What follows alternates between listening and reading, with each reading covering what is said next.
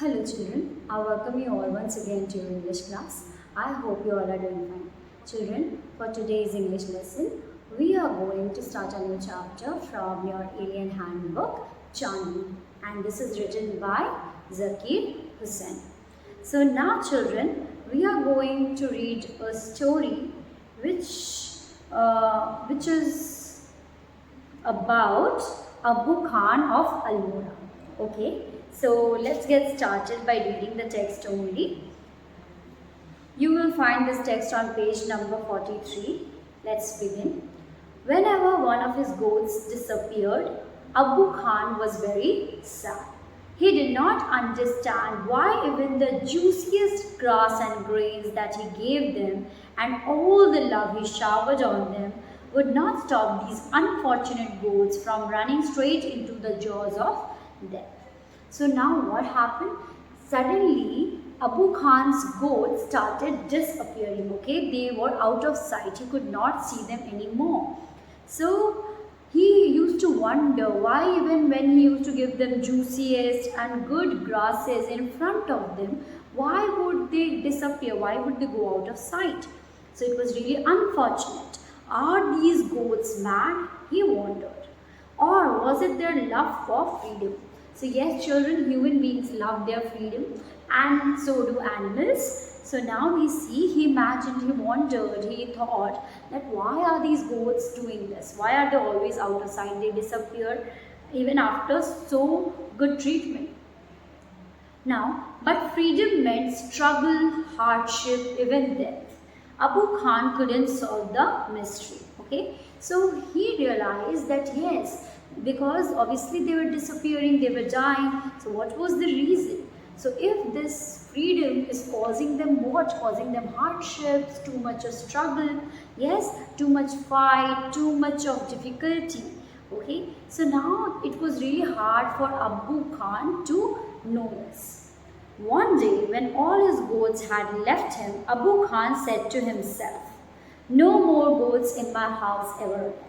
I may yet live for a few more years, but I'll live without goats." So what decision did he take? Actually what happened? Suddenly all his goats were gone and he determines to not keep any more goats.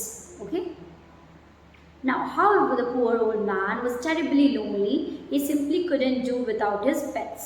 Okay, because you know children, sometimes you get habituated with someone staying with you or some animal staying with you. You love your pets, you love your family, so you get habituated to them. Okay. Now, he could not live without goats. Now, let's see what happens. Very soon, he bought a young goat. So, he got himself one kid. Like we know, baby goat is known as kid. He thought, a young goat will stay with me much longer. She will soon begin to love me as well as the food I give her every day. She will never want to go to the hills. And he laughed with joy.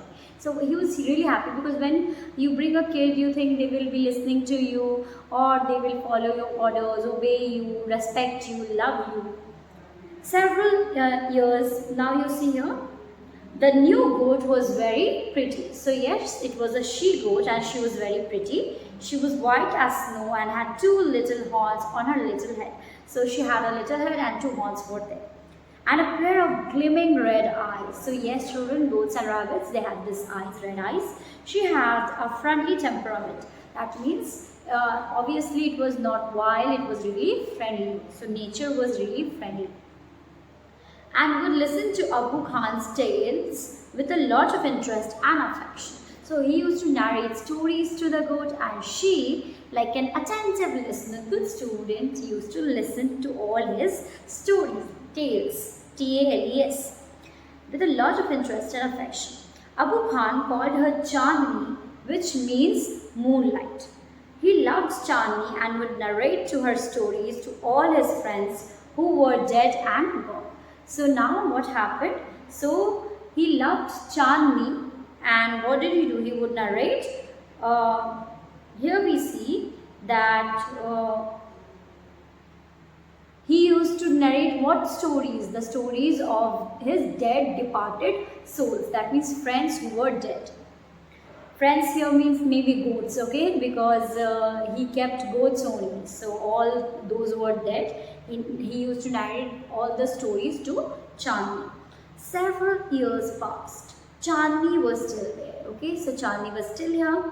Abu Khan believed that Chandni would never leave his compound for the free and fresh air of the hills beyond. So yes, he was very protective of Chandni, and he was afraid of being alone. Yes, we can see that Abu Khan really loved Chandni and he never wanted to leave her, wanted her to leave him also. Now, alas, he was mistaken again. So this was his fault. He could guess, not guess the right thing. Now, like other goats, Chandni too missed the hills. Now, every morning, Chandni watched the hilltops breeze that blows through them. Okay, how beautiful, now how beautiful those hills are, she thought. She used to think, okay, she also loved the hills, okay. Now Abu Khan thought that Chandni would stay forever with him and she would not miss the hills, she would not miss the fresh air. But exact opposite thing happened. Exactly the opposite thing happened. What? Let's see. How refreshing the breeze that blows through them, and how lovely to run across those garden fields. She ran towards the hills but had to stop with a jerk. The rope around her neck wouldn't let her go any further. Yes, she was tied to something with a rope and she wanted to go to the hills because she could look it through the window. She could see the breeze. Actually, she could feel that the breeze would be really pleasant there and the hills would be lovely. So she wanted to, but she was stopped, okay, with like jerk means what children, a jhatka, because she was tied to it, and this way when she tried to move forward, the rope pulled her back to the place. Now this. How she hated that rope. She stopped eating the green grass Abu Khan brought for her. So she now no longer wanted to be fed the green grass. Okay. Nor did she listen to his stories with interest and affection. She lost her appetite, grew very thin, and stared moodily at the hilltops bathed in sunlight. So she missed the what? She missed the hilltops. She wanted to go to the valley. Now here we see she did not, she refused to eat, she lost her appetite. Appetite here means children who, okay. So she refused to eat, she did not feel hungry, and also she did not pay any attention to the stories narrated by the owner, by the man, that means Abu Khan. Now, she grew very thin, okay, because she was not eating well, so she started growing thin. Abu Khan did not understand Chandni's anguish. Anguish here, children, means pain, okay. So he could not understand why Chandni was in pain, why she was disturbed. At last, she decided to speak to him frankly. Dear Abu Khan, she said, let me go to the hills. She said to him that please let me go to the hills. Please, if I stay on your compound, I will die. She said, I want my freedom, I want to go to the hills because I won't be eating anything here. I have lost my appetite. Now, Abu Khan understood Chandni's problem, but it made him very unhappy. Yes, because he loved Chandni very much and he had no one around except Chandni. So he wanted Chandni to stay with him and not go to the hilltops and be free. So now Abu Khan understood Chandni's problem, but it made him very unhappy. The earthen pot which contained Chandni's breakfast fell from his hands. He brought her breakfast, but because after listening to this thing, he could not hold his emotions.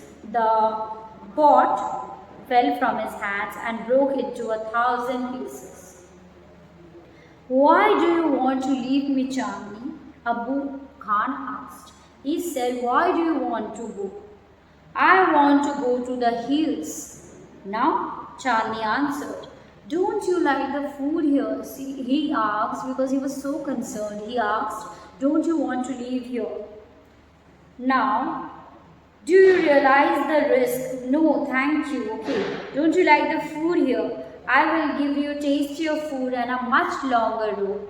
Okay. He said you can go to much far off distance, further distance, but do not leave me. I will give you every good thing possible.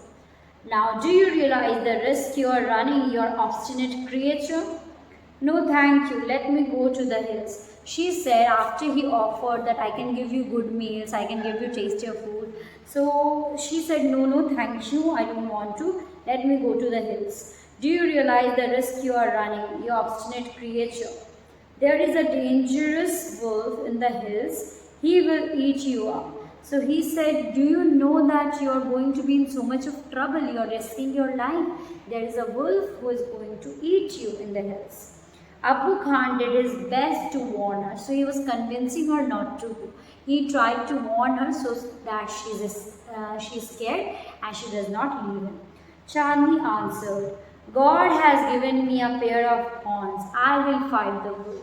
She said, I have this lovely pairs of horns. I can fight my enemies with it. So I will fight the wolf. Okay, children?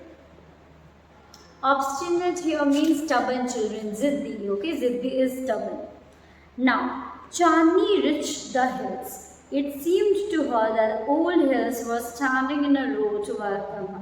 Now, sorry, I missed one paragraph. Fight the wolf indeed. Have you forgotten the story of the sister Kalwa, who was the size of a big deer? She fought the wolf through the night but was killed in the morning. Abu Khan narrated Kalwa's story for the 50th time. Yes, so this was the 50th time. That means he had told it 50 times to her about Kalwa. So, and how she was killed by a wolf. To all this, Chandni had only one thing to say. I want to go to the hills. She did not stop saying it. She continued saying it, that I want to go to the hills. Abu Khan got very annoyed. He thundered, you are not going anywhere. From today, you will live in a small hut and not move about freely in the compound also. He said, you are going to live in the hut and I am not going to take you to the compound as well. Ungrateful as you are, you must still be saved from the wolf. Okay, so he said, you are not thankful to me that I am saving your life, I am protecting you still. It's my duty to save you from the wolf, so you have to stay in the small hut. Okay, now he pushed her into a small hut and shut the door, but he forgot to close the small window at the back. Okay, he just closed her in the small hut, but the behind of the house had what? It had a small window. He forgot to close that. The same night, Chandni made that window her passage to freedom. She escaped from that little hut and she escaped through the window. Chandni reached the hills. It seemed to her that the old hills were standing in a row to welcome her. She felt like a child meeting her parents after years of separation. She was free now. She doesn't have to watch. She doesn't have to listen to Abu Khan now. Wherever she went, the tall grass rose to embrace her. The flowers bloomed to amuse her, and the wind sang an endless song of welcome. So it was a pleasant evening for her. It was a pleasant night for her. She enjoyed her passage. She enjoyed going to it. Okay. Now, how different all this was from her past. In the prison house of Abu Khan's compound, it was the happiest day in Chandni's life. She was enjoying her freedom. She just thought it was so miserable in Abu's compound. Now she has found her freedom. The sun disappeared behind the hills and soon darkness enveloped the grass, the flowers and the trees. So because the sun has set, the sun set, and what happened? Everything was dark, the clouds, the trees, everything. Okay? Now the wind stopped blowing and there was stillness all around except for a strange sound which was coming from the bushes. So what happened? Everything stopped. Even the winds were not blowing. Winds was not blowing. So what happened? She heard some noise, some sound, strange sound. The sound was like a grunt. What was it? Okay, so now she could not figure out what was this voice, what was this noise all about. So it wasn't Abu Khan's voice calling her back to the compound, nor was it the voice of another goat. Then Chandni thought of the dangerous wolf who lived in the hills. She felt scared. So she understood that it was not Abu Khan's voice calling her. So what was it? She knew that there was this wolf, so she started getting scared. Okay. The wolf, now should she go back to the safety of Abu Khan's hut? Now should she go back there where she was safe? No, she said to herself. Death in an open field is far better than life in a small hut. The wolf had come out of the bushes and was staring greedily at Chandni. His eyes were shining like burning coals in the darkness. He seemed in no hurry. He knew the new goat was his. Okay, so now what happened? Because Chandni was out, now the wolf came out of the bushes and it knew that my food is here. I'm going to feed on this new goat. The wolf and the goat sized up each other. That means sized up means, children, what? They were measuring the strength of each other. They were trying to figure out how strong is the other one. They tried to look at each other. Now, the wolf was big and ferocious, whereas the goat, though healthy, was a small, but small is not weak. Yes, you should not think that I am small, so I am weak. No, this does not happen here. Chandni stood firm on her legs, head slightly bent and horns jutting out. She was a picture of courage. She looked like a brave soldier ready to fight a treacherous enemy. I must put up a good fight, Chandni thought. Success or failure is a matter of luck or chance. Okay. Now, we see she said that I am not going to sit idly. I am not going to stand like this. I will fight my battle. She thought it's better to try my luck, try my chance. Now, the fight began. It went on through the night. The moon, which had been watching the fight, began to grow pale and suddenly hid behind the clouds. So now the fight was continuously going on, it was happening, and the moon also turned pale and then it hid behind the clouds. The stars also began to disappear one by one. The stars began to disappear. That means what? Morning is approaching, right? It's about to get like the dawn is here. A faint light appeared in the east and the morning call for prayer came from a distant mosque. So this happened. There was this obviously a faint light, that means the sun was out, it was rising. And in the morning the prayer also started in the distant mosque. There was this prayer.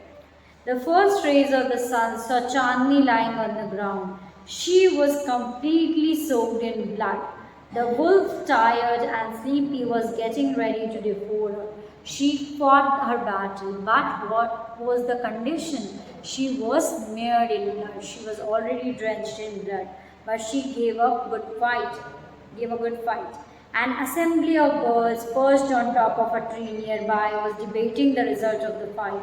Who is the winner? One of them said. The wolf, of course, most of them said. A wise old bird declaimed with confidence, Chandni is the winner. Now children, can you tell me why did he say that wise bird? Why did he say that Chandni is the winner?